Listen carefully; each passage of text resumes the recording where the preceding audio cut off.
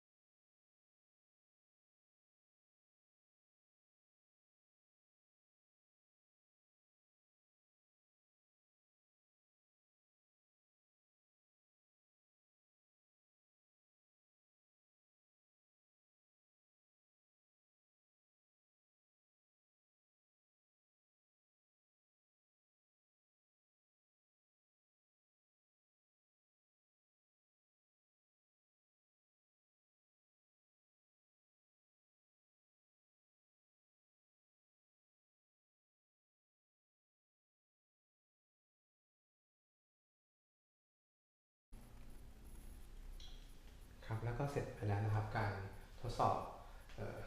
เจ้าตัวเครื่องดูดฝุ่นอันนี้นะครับก็เท่าที่สังเกตก็ไม่มีเศษกระดาษนะครับที่โปรยเอาไว้เนี่ยหลงเหลืออยู่เลยสักแผ่นเดียวนะครับไม่ว่าจะเป็นด้านขอบกำแพงเมื่อกี้ที่ได้ลองโรยเอาไว้นะครับเมื่อกี้อาจจะมีปัญหาตรงที่ว่าเหมือนเครื่องเนี่ยจะ